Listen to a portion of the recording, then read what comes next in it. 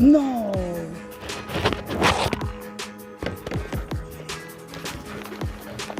Got off, got away. Good morning, folks. Thanks for tuning in on another episode of Hooked on PR. John Rojas here, and here we are again in Naranjito. Love to come to this place. And picked up this very light setup Tsunami last night at Walmart for like 19 bucks. We're gonna put it to the test.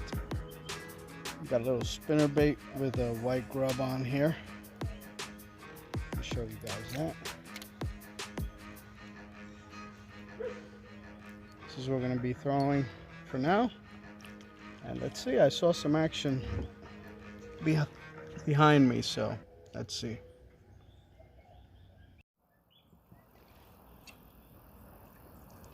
Well, we managed to hook up once, lost it, broke my rod right after that, and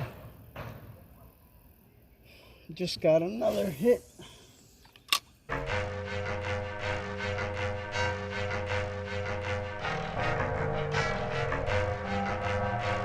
Looking a little bit hairy.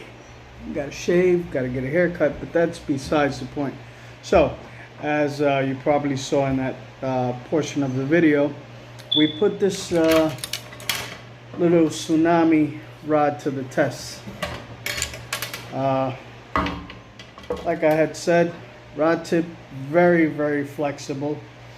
I wouldn't use this type, and I've said it to other fishermen that I've seen post videos in that lake where the rod tip is just way too sensitive. I much prefer a stiffer rod tip, just because sometimes the fish will pull down, and then when they come back up, it just dislodges that hook out of their mouth, as you saw in that portion of the video where I lost that fish. Now, as far as the review on the Tsunami, it's mainly my fault, but as you can see, first part of the rod broke. I got snagged and I was pulling it off and it just broke. So my first rod ever that I've had break like this. I just wanted to try a cheap rod. I suggest going with the Shimano, spending like 30 bucks if you're gonna get a new setup that's durable. They have like a $30 Shimano setup that's pretty good. They also have a $30 Daiwa setup that's really good, and I haven't had any problems with those rods breaking. So, broken rod.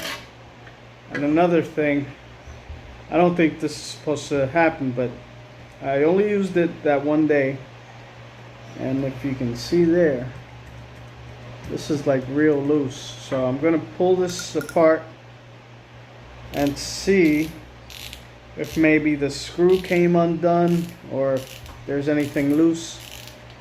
Let's see if we can fix that. And oh, I see what it is. Okay, it's this nut. Gotta tighten that nut. Tighten that nut. You don't want a loose nut. Too many loose nuts in the streets. Anyway, so I'm gonna tighten that up. I might have from an old rod another tip, so we'll keep using this little setup. Maybe I'll give it to my daughter, as she's I think she's a little too big now for that Barbie rod, although Barbie rod has still good, still works, but I want her to get used to spinning reels. So yeah, we're gonna tighten this up a bit more and keep testing this bad boy out. Let's see. Oh, there's another loose piece. Great. Just keeps coming undone. That is just great.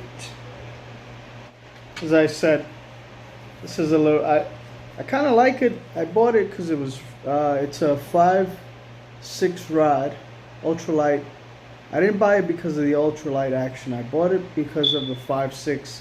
On a kayak, it's much easier when you're trying to pitch under, when you're sitting under trees. You don't want this big 7-foot rod. You want a short rod so you can cast up in there.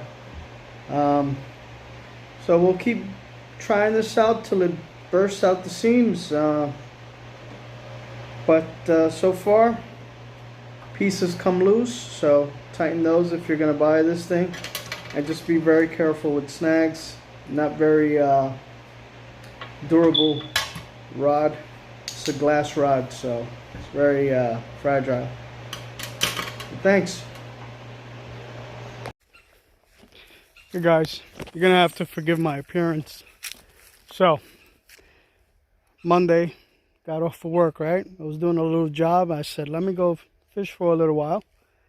And when I realized the GPS was taking me to Lago La Plata, but in a spot that I had never been before. And I thought, well, this is going to take me down a dead end, but you will not believe what I found. So I get here pretty much to this dead end. There's a house right there. And I was just about to leave, but I realized there's a chain here. So I said, there's got to be a path towards the lake. But then I look this way and I see a cleaner path. And I say, why not? Let's have a look and see.